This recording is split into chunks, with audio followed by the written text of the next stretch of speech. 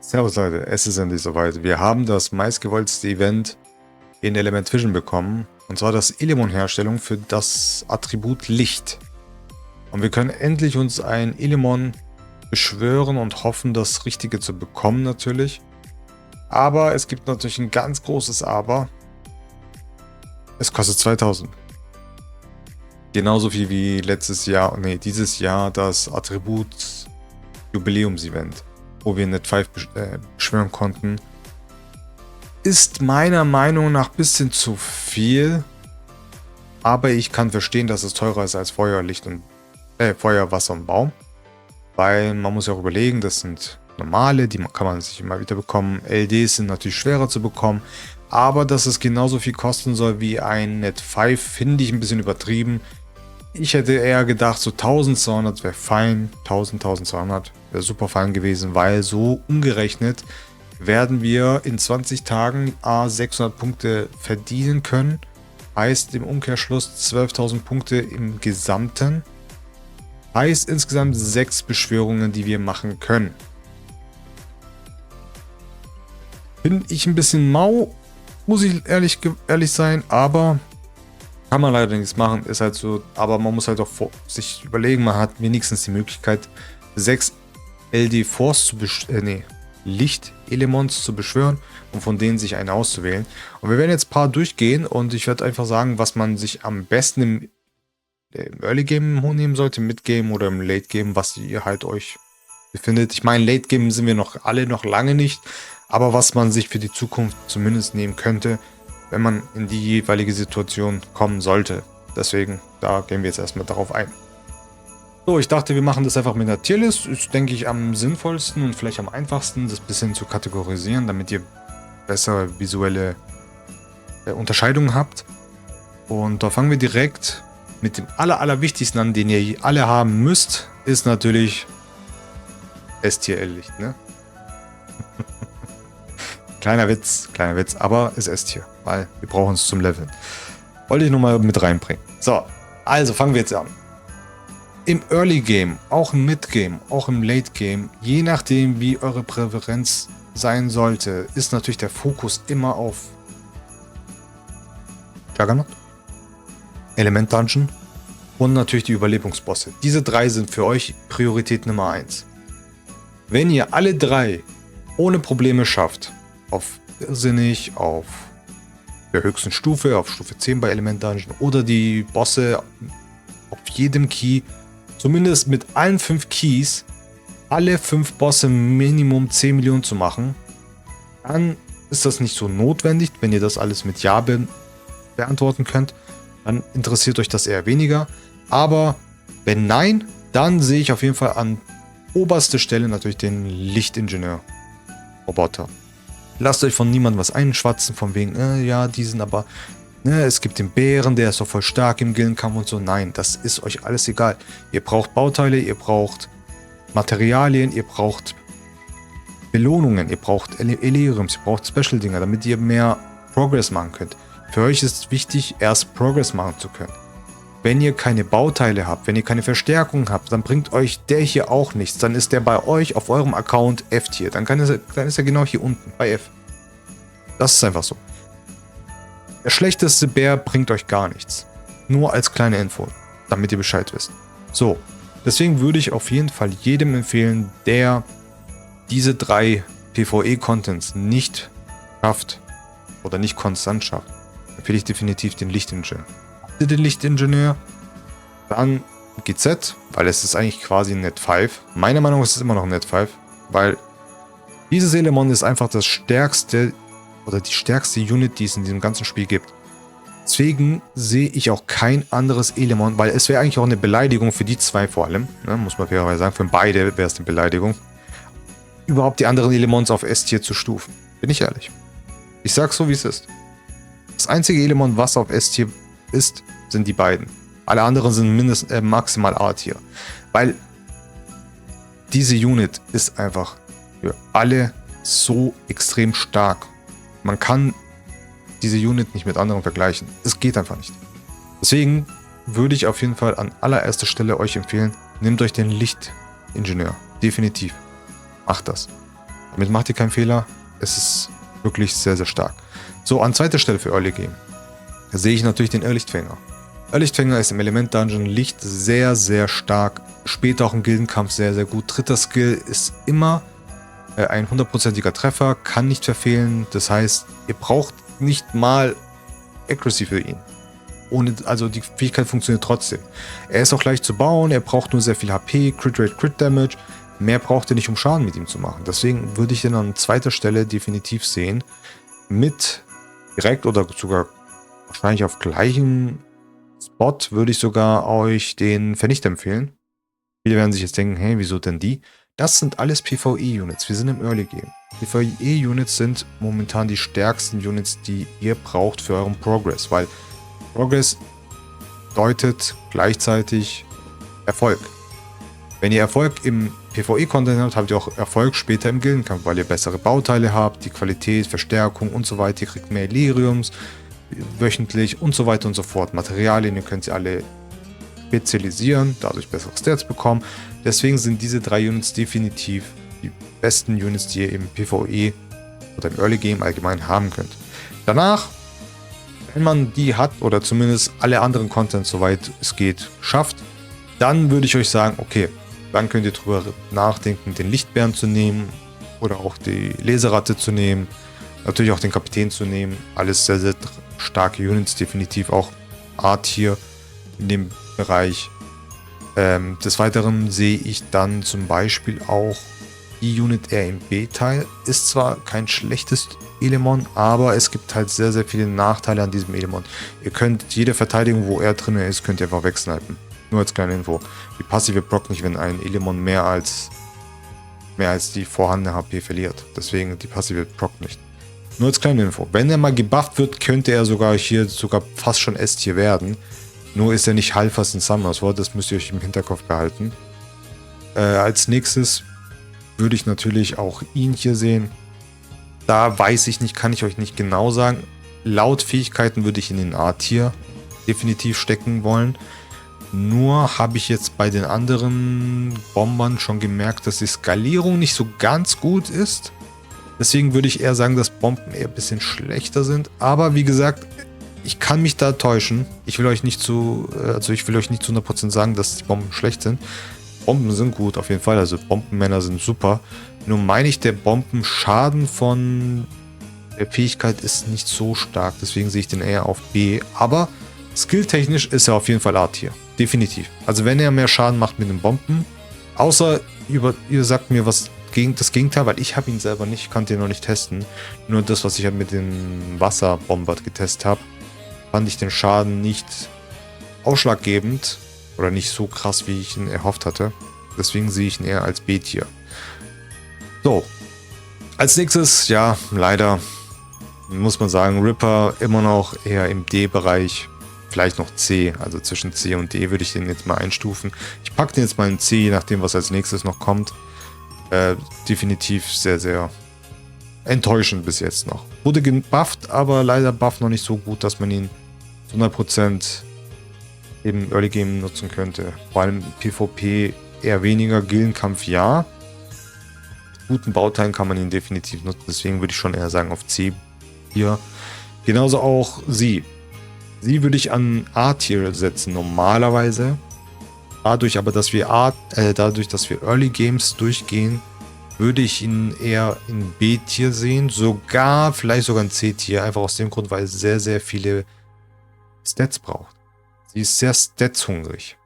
Als kleine Info. Ihr werdet im Early Game sie nicht so stark bauen können, dass sie gut funktioniert. Sie braucht sehr, sehr viel Speed. Sie braucht sehr, sehr viel Death. Sie braucht Crit Rate. Sie braucht Crit Damage. Und das alles unterzubringen bei einem Early Game Account wird schwierig. Sogar in einem Mid-Game Account wird es sogar schwierig. Deswegen eher in diesem Bereich, aber natürlich, wenn ihr sie sehr, sehr gut bauen könnt, aber dann braucht ihr auch diesen Guide quasi nicht. Deswegen würde ich sie eher im B-Tier einsetzen. Das ist nicht, also es ist nur darauf bezogen, dass ihr im Early Game seid. Das hat nichts damit zu tun, wie stark diese Elements sind. Nur als kleine Info. Also für Leute, die jetzt da durchskippen und dann in den Kommentaren schreiben, was das für eine Tierlist, selber schuld. Hättet ihr mal das Video richtig angehört. So, als nächstes würde ich sogar echt sogar sagen, C, D, ja, sind wir mal nett und sagen mal C. Sowohl auch hier im A-Tier, B-Tier, B-Tier auch eher wahrscheinlicher. Sie würde ich auf jeden Fall definitiv im A-Tier sehen, weil sie kann wiederbeleben, sie kann Abklingzeit reduzieren. Ein sehr, sehr starkes Unit, kann man auch im PvE-Unit, im PvE-Content benutzen, auch als Early Gamer. Deswegen finde ich sie sehr, sehr stark. Definitiv sehr, sehr weit oben. Aber wie gesagt, das gilt dann eigentlich natürlich auch für die zwei, muss man fairerweise sagen, oder auch für die. Aber wir sind nicht so, weil wir wollen ja auch keinen beleidigen. Ihr wisst Bescheid. So, als nächstes. Dadurch, dass wir jetzt sie hier haben. Ich würde sie auch eher im C-Tier-Bereich sehen. Vor allem als Early Gamer. Schwierig zu bauen. Auch nicht sehr viele Use oder nicht so viele Nutzen für einen Early Gamer. Aber definitiv, ich würde sogar sagen, eher besser als die beiden. Und ja, dann würde ich sogar ihn eher in D-Tier sehen. Und den Licht. Schwierig, schwierig. Auch sehr statshungrig, ne? Sehr stathungrig, würde ich eher so sehen. Auch ihn eher in dem Bereich und ihn definitiv mindestens B. Auch im Early Game, würde ich sagen. Aber das wäre auf jeden Fall für Early Game sehr gut, denke ich. So würde ich das einstufen. Wahrscheinlich sogar eher wirklich so. Das wäre so das, was ich sagen würde, wäre das Ranking für Early Game. Nur als kleine Info. Weil, wie gesagt, das sind alles Units, da braucht ihr Stats. Da braucht ihr Stats. Bei denen ist nicht so wichtig, die Stats. Die kriegt ihr auch leicht gebaut. Deswegen sind die für mich, eigentlich natürlich sind alles S-Tier, muss man fairerweise sagen. Aber dadurch, dass der ja S++ ist und wir kein S+ haben, obwohl ich könnte es erstellen. Theoretisch. Vielleicht. Nee, müssen neu machen. Okay. Aber ihr wisst Bescheid. Vielleicht ändere ich das hier. S+. Dann ist das S. Dann ist das A. B. C. D. Ich denke, damit ist jeder zufrieden, oder? S+, S, A, B, C. Ich denke, damit können viele eher was anfangen. Weil das ist einfach viel zu gut für ein Net 4. Muss man fairerweise sagen, wirklich viel zu gut. Und das ist auf jeden Fall dann mein Ranking für Early Games. Ja. Wenn ihr im Midgame angekommen seid, PvE-Content soweit läuft, alle Gildenbosse legen könnt und so weiter und so fort, dann ist eher das hier für euch wichtig. Denn das sieht natürlich ein bisschen anders aus. Dann würde ich auf jeden Fall, klar, Bären, Leseratte, Captain auf jeden Fall auf S sehen. Definitiv. Sehr, sehr starke Units mit guten Bauteilen. Im Gildenkampf seid ihr sehr, sehr gut gewappnet. Auch im PvP. Sowohl in der Verteidigung als auch im Angriff. Sehr, sehr stark auf jeden Fall. Des Weiteren sehe ich natürlich sie auch sehr, sehr weit oben. Wenn man natürlich die perfekten Bauteile für sie hat, würde ich sie sogar schon eher in Richtung S+ sehen. Muss ich ehrlich sagen. Ansonsten würde ich den trotzdem in A-Tier mit reinpacken. Und auch ihn, je nachdem, wenn man gut Schaden mit ihm macht, würde ich ihn sogar als S-Tier sagen, weil auch einfach Strip und Blenden und so weiter ist super stark. Ihn würde ich eher im C-Tier halten. Sowohl auch ihn als auch ihn. Sie sehe ich schon, sie hat Potenzial. Nur habe ich sie leider nicht und ich habe sie noch nicht testen können. Aber laut Papier würde ich sie sogar eher im A-Tier-Bereich sehen, aber eher dann im B, weil, ja, schwierig. Ansonsten bin ich da auf jeden Fall im S-Tier-Bereich. Irrlichtfänger würde ich auch eher im A-Bereich sehen, einfach weil er trotzdem sehr gut im Gilden-Content sein kann. Aber eher... Das Problem ist, ich will sie nicht gleichstellen mit dem im Gilden-Content. Deswegen würde ich ihn eher in A-Tier-Bereich sehen. Und auch... Ja, schwierig. Ich würde so noch sogar sagen, A+ wäre vielleicht sogar keine schlechte Idee. Weil die kann ich nicht in B reinpacken, das geht nicht. Aber in S will ich sie jetzt auch nicht reinpacken. Obwohl, ja, kann man schon sagen. Kann man schon sagen. Ihn von den Skills her, wie gesagt, ich habe ihn leider noch nicht, habe ihn noch nicht getestet. Müsste man gucken, ob man ihn zum Laufen bekommt, aber auch dann eher im A-Tier-Bereich. Ihn würde ich im Gildenkampf und im PvP sehr weit oben sehen. Vielleicht auch später im RT sehr, sehr weit oben sehen. Aber momentan wahrscheinlich auch eher im A-Bereich. Das wäre so mein Ranking für Midgame, Schrägstrich, Richtung Late Game. Weil da ändert sich nicht viel. Sobald man PvE-Content geschafft hat, ändert sich das Ranking eigentlich fast gar nicht mehr. Und das wäre auf jeden Fall das Ranking dafür, wie ich die Elements picken würde. Und darunter müsst ihr halt gucken, was braucht ihr für euch persönlich. Das heißt, wenn ihr den Lichtrobo natürlich habt und den Lichtbären habt zum Beispiel, natürlich eins von denen hier, je nachdem welches ihr braucht. Ich persönlich würde wahrscheinlich eher den Kapitän an erster Stelle sehen, weil ich natürlich die zwei hier habe. Ne? Würde ich für mich persönlich wäre der Lichtkapitän an erster Stelle. Die habe ich ja auch schon. Und das wäre so mein Ranking momentan. Also das heißt, ich würde erst den Ingenieur nehmen, dann den Kapitän, dann ihn und dann sie. Und vielleicht für mich persönlich wäre er sogar noch ein S-Tier, weil ich Content Creator bin und ich will Content machen von neuen Monstern. Deswegen ist er bei mir hier oben. Aber das Problem ist, man weiß noch nicht, wie gut dieses Element ist. Deswegen würde ich ihn erstmal in A-Tier reinstecken, um nicht Leuten zu verwirren. Weil, wie gesagt, selber noch nicht getestet und kann nicht viel dazu sagen. Ist eine neue Unit. Vielleicht kriegt es noch ein Buff, vielleicht kriegt es auch einen Nerf. Deswegen aber jetzt an diesem Moment würde ich das eher sagen. Ja, das wäre auf jeden Fall meine Empfehlung an euch, wie ihr auswählen könnt, wie ihr die Units haben möchtet. So würde ich das auf jeden Fall sehen mit den Units. Wie gesagt, das sind alles nur meine persönlichen Einschätzungen. Es kommt immer noch darauf an, was ihr auf eurem Account braucht, denn ich kann nicht zu 100% sagen, was ihr auf eurem Account brauchen sollt oder würdet. Denn ich kenne euren Account nicht, ich kann es nicht verallgemeinern, ich kann nur meine Einschätzung geben, wie ihr ungefähr an die Sache rangehen solltet. Und ich hoffe, keiner hat das hier ernst genommen, ne? Also macht das auf gar keinen Fall. Ich meine, den kann man ja nicht bekommen, aber ihr wisst Bescheid. Ja, das soll es auf jeden Fall gewesen sein. Ich hoffe, ich konnte dem einen oder anderen helfen. Falls es noch Unklarheiten gibt oder ihr könnt euch dann am Ende nicht entscheiden, ihr könnt auch jederzeit in Discord nach der Woche, also nach den 20 Tagen, nicht ganz 20 Tagen, aber sobald ihr 6 Beschwörungen habt, postet es in Discord. Wir werden auf jeden Fall alle da sein. Es wird der ein oder andere euch helfen können. Ich werde euch helfen können. Wir werden euch da schon helfen können, falls ihr nicht wisst, welche Unit ihr haben wollt. Vor allem schreibt ihr nochmal dazu, welche Units sind Dupe, welche Unit wären neu, auf welchem Stand ihr seid. Schafft ihr PvE-Content, schafft ihr nicht und so weiter und so fort. Da werden auf jeden Fall genug Leute da sein. Ich werde auch immer drüber gehen und kontrollieren, falls ich merke, okay, da wurde nicht gut geholfen, werde ich dann natürlich was dazu sagen. Aber ansonsten werdet ihr auf jeden Fall Hilfe bekommen, definitiv.